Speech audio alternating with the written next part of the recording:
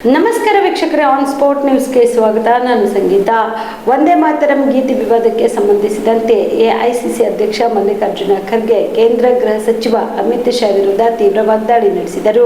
ಸ್ವತಂತ್ರ ಬರೋದಕ್ಕೂ ಮುಂಚೆ ವಂದೇ ಮಾತರಂ ಗೀತೆಯನ್ನು 2 ಪ್ಯಾರಾಗಳಿಗೆ ಸೀಮಿತ ಮಾಡಲಾಗಿತ್ತು. ಇತಿಹಾಸವನ್ನು ಎಲ್ಲರೂ ಓದಬೇಕು. ನಮ್ಮ ಸೇವಾದಳ ಇಲ್ಲಿಯವರೆಗೂ ಅದನ್ನು ಹಾಡುತ್ತಿದೆ. ರವೀಂದ್ರನಾಥ್ ಟ್ಯಾಗೂರ್ ಹೇಳಿದ್ದು 2 ಪ್ಯಾರಾ. ನಾವು ಅದನ್ನ ಹಾಡಿದ್ರೆ ದೇಶದ್ರೋಹಿಗಳ? ಹಾಗಾದ್ರೆ ಟ್ಯಾಗೂರ್ ಸರ್ದಾರ್ ಪಟೇಲ್ ದೇಶದ್ರೋಹಿನ ಎಂದು ಖರ್ಗೆ ಪ್ರಶ್ನೆ ಮಾಡಿದರು. 11 ವರ್ಷ ಅಧಿಕಾರ ಮಾಡಿದ್ದೀರಲ್ಲ, ಅವಾಗ ಯಾಕೆ ನೆನಪು ಬರಲಿಲ್ಲ? ಅಂದ್ರೆ ಅಲ್ಲಿಯವರೆಗೂ ನೀವು ದೇಶದ್ರೋಹಿಗಳ? ಅಮಿತ್ ಶಾ ಅವರು ಇನ್ನೂ ಹುಟ್ಟೆ ಇರಲಿಲ್ಲ. ಸ್ವತಂತ್ರ ತಂದವರನ್ನು ನಾವು ಅವಮಾನ ಮಾಡುತ್ತಿದ್ದೀರಾ? ಅಮಿತ್ ಶಾ ವಯಸ್ಸು ಕೇವಲ 60ರಿಂದ 65 ಇರಬೇಕು ಎಂದು ಲೇವಡಿ ಮಾಡಿದ್ದಾರೆ. ಈ ರೀತಿಯ ಚಿಲ್ಲರೆ ಕೆಲಸ ಬಿಡಿ. ದೇಶದ ಜನತೆಗೆ ಉದ್ಯೋಗ, ಶಿಕ್ಷಣ ನೀಡುವ ಬಗ್ಗೆ ಯೋಚನೆ ಮಾಡಿ. ಮನ್ರೇಗಾ ರೀತಿಯ ಯೋಜನೆಗಳನ್ನು ನೀಡಿ ಎಂದು ಖರ್ಗೆ ಆಗ್ರಹಿಸಿದರು. ಕೇಂದ್ರ ಸರ್ಕಾರ ಉದ್ದೇಶಪೂರ್ವಕವಾಗಿ ಇಂತಹ ವಿವಾದಗಳನ್ನು ಸೃಷ್ಟಿಸುತ್ತಿದೆ ಎಂದು ಆರೋಪಿಸಿದರು.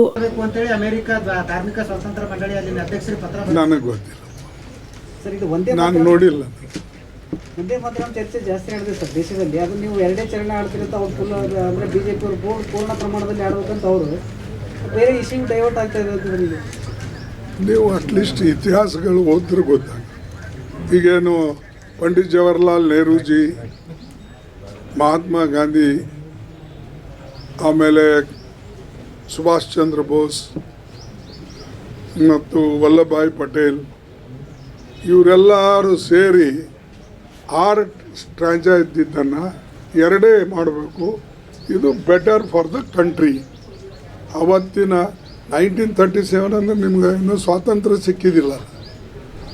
ಎಲ್ಲರೂ ಕೂಡಿ ಅದು ನಿರ್ಣಯ ಮಾಡಿದ್ವಿ. ಅದೇ ಇಲ್ಲಿ 90 ವರ್ಷ ತನಕ ನಾವು ಹಾಡ್ತಾ ಇದ್ದೀವಿ. ಈಗ ಯಾಕೆ ಬಂತಪ್ಪ ನಿಮಗೆ? ನೀವು ಚೀಫ್ ಮಿನಿಸ್ಟರ್ ಇದ್ದಾರೆ ಮೋದಿಯವರು, ಮತ್ತು ಯಾಕೆ ಹಾಡಲಿಲ್ಲ? ಈಗ 11-12 ವರ್ಷ ಆಯ್ತು ಈಗ ಪ್ರೈಮ್ ಮಿನಿಸ್ಟರ್ ಆಗಿ ಬಂದು, ಇಲ್ಲಿವರೆಗೆ ಯಾಕೆ ಮಾಡಲಿಲ್ಲ? ನಿಮ್ಮ BJP ರಾಜ್ಯಗಳಲ್ಲಿ ಅನೇಕ ಕಡೆ ನಿಮ್ಮ ಚೀಫ್ ಮಿನಿಸ್ಟರ್ಸ್ ಇದ್ದಾರೆ, ಯಾಕೆ ಮಾಡಲಿಲ್ಲ? ಅಂದರೆ ನಿಮಗೆ ಯಾವಾಗ ಬೇಕು ಆವಾಗ ಒಂದೊಂದು ಹೊಸ ವಿಷಯ ತಂದು ಇಲ್ಲಿ ಏನು ನಾವು ಒಂದೇ ಮಾತರಂ ಹಾಡೋಕ್ಕೆ ಬೇಡ ಅಂದಿದ್ದೇವೆ. ನಾವು ಅದೇ ಹಾಡ್ತಾ ಇದ್ದೇವೆ. ನಮ್ಮ ಸೇವಾದಲ್ಲಿ ಅದೇ ಹಾಡ್ತದೆ. ಅದೇ ರೀತಿಯಾಗಿ ಜನಗಣಮನೂ 5 ಪ್ಯಾರಾ ಇದ್ದು, ಅದನ್ನು ದೊಡ್ಡದಿತ್ತು. ಒಂದೇ ಪ್ಯಾರಾ ಹಾಡ್ತೇವೆ ಇವತ್ತು. ಆ್ಯಂಡ್ ಅದು ರವೀಂದ್ರನಾಥ್ ಟ್ಯಾಗೋರ್ ಅವರು ಅಪ್ರೂವ್ ಮಾಡಿದ್ದು. ಇದು ಒಂದೇ ಮಾತರಂದಾಗ ನೀವು 2 ಸ್ಟ್ಯಾಂಜಾನೇ ತಗೊಳ್ಳಿ.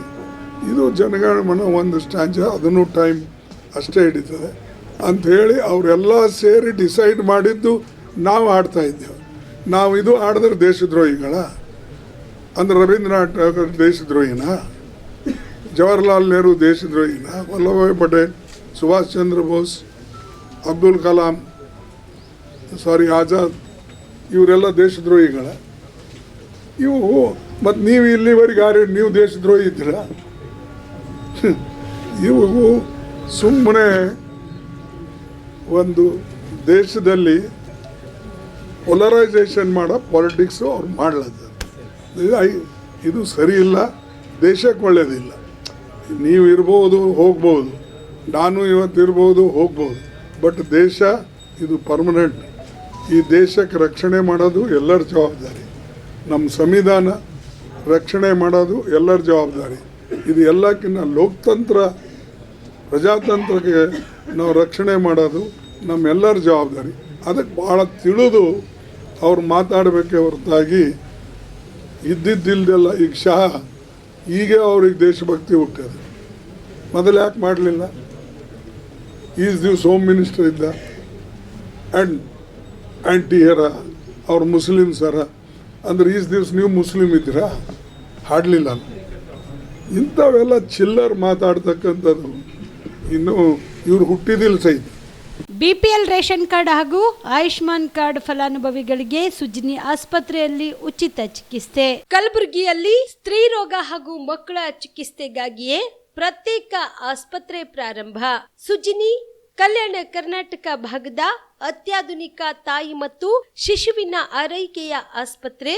ಸ್ತ್ರೀ ರೋಗ ತಜ್ಞ ಖ್ಯಾತ ವೈದ್ಯರು ಹಾಗೂ ಮಕ್ಕಳ ತಜ್ಞ ಖ್ಯಾತ ವೈದ್ಯರ ತಂಡದಿಂದ ಕಡಿಮೆ ದರದಲ್ಲಿ ಚಿಕಿತ್ಸೆ.